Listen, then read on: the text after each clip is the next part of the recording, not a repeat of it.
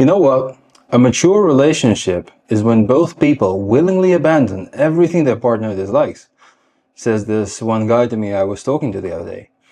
And I'll be honest, guys, I just went completely silent because right there in that very sentence was the exact reason why a lot of guys with potential still stay lonely and broke. See, what he called maturity is in fact a profoundly elegant way to describe self-sabotage. You bend your schedule, your standards, your very identity, hoping that your agreeableness will finally make you visible to the world and especially to women. But the result is quite the opposite. You're not seen as equal. You're seen as a utility.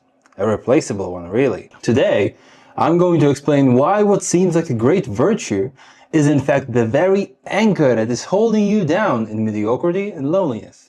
And in the end, I will give you the exact framework that I use myself to command authority and respect. Hey everybody, my name is Genki and I'm a personal strategist. The word compromise has been corrupted. People think it implies mutual loss. I give up something you don't like, you give up something I don't like. And in the end, both of us try to make one another happy by never getting something we truly wanted. And while this might sound like a fair settlement, that's not a compromise.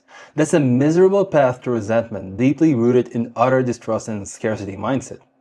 Real compromise, on the other hand, operates on abundance.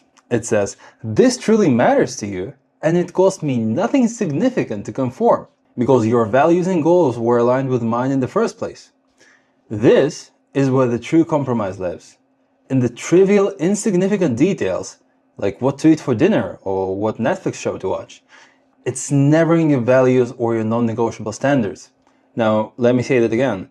True compromise is when you give up something you don't really care about in favor of something truly important to your partner. The moment you feel the need to forbid something or to set a rule for your girlfriend, for instance, you're essentially admitting to yourself that her unfiltered, natural desire is something you're trying to avoid.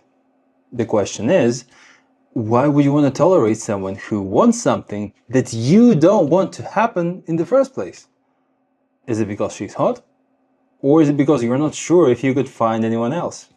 The art of building a life of your own design, whether it be your career, your finances, or your relationships, is about ruthless strategic alignment.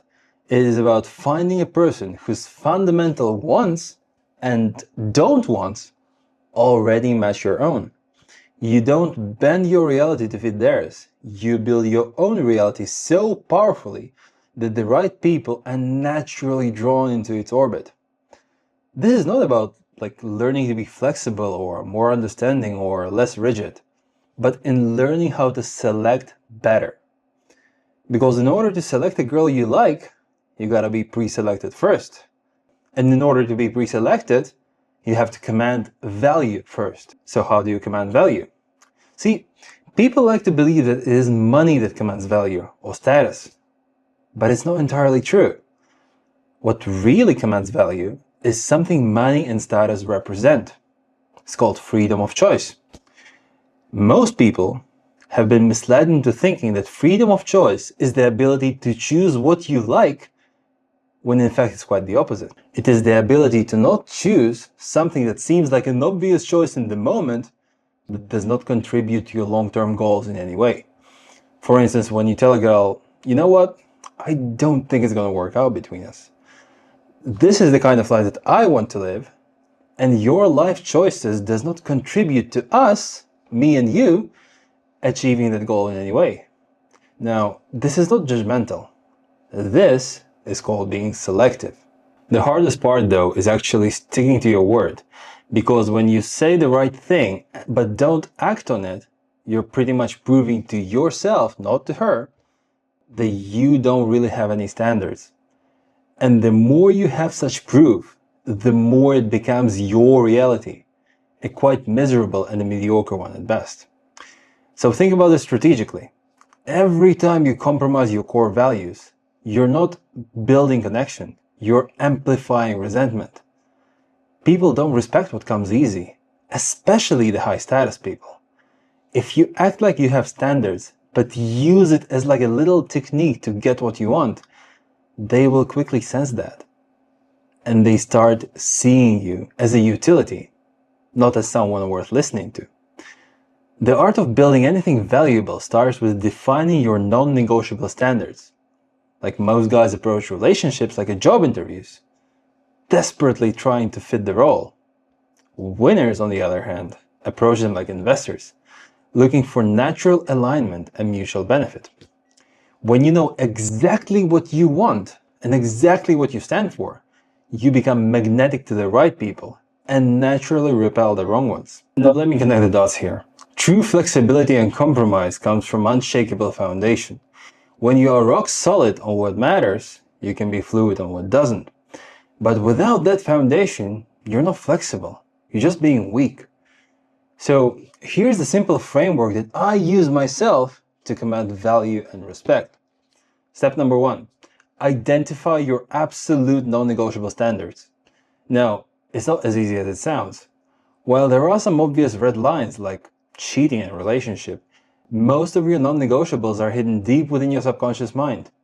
And the way to identify them is to pay a very close attention to what makes perfect sense logically, but for some odd reason, something doesn't feel right. For example, if you're dating a girl and she's texting other men, now they might be her friends or her co-workers, logically there's nothing wrong, and it's quite hard to argue with that. If you do, she might call you controlling, toxic, or even insecure. But deep inside, you know that this is something that you'd like it not to take place. Now this, gentlemen, is your non-negotiable standard that you are yet to be aware of. And I'll be honest, it takes a lot of courage to admit it, and it takes even more courage to defend it. Step number 2. Once you identify the non-negotiables, politely start asking precise questions. This is actually a soft interrogation technique used by KGB in Soviet Union. Let's take the previous example. If your girl is texting other men, instead of telling her to stop it, or worse, complaining about how it makes you feel, politely ask her questions that would unpack her intentions behind her actions. For example, is this guy your coworker or someone you have to talk to? Oh, no. Interesting. Does this person mean anything to you? Oh, it's just a friend. Interesting. Would you be comfortable if I said I'd like you not to talk to him? Now this, gentlemen, is a test. If she says why, or her response is anything other than, sure, no worries, it essentially means that to her, your non-negotiable standard is in direct contradiction to what she perceives this standard should be. Now, does it mean that you should confront her or start arguing with her? Absolutely not. What it means is that you now have a point worth considering when deciding if she's still a good fit for you or not. This, gentlemen, is what real freedom of choice looks like. It is an ongoing and completely emotionless screening of people and opportunities, whether they contribute to your long-term goals or take away from them. If this hits you harder than you expected, go hit the like button. It helps YouTube algorithms. And finally, step number 3. Never ever explain yourself. More information never leads to better understanding. Now, this is key. The more you explain something, the more you show people that you're not used to other people taking you seriously. Therefore, you have to provide more information so that people recognize the importance of your message from the information you provide, as opposed to recognizing it from the sheer fact that the message is coming from you. So never, ever, ever explain yourself. A man who knows his principles, who has a mission, who respects his own boundaries above everything else, he becomes a filter. He intentionally repels those who are misaligned with him and acts as a powerful magnet for those who share his vision.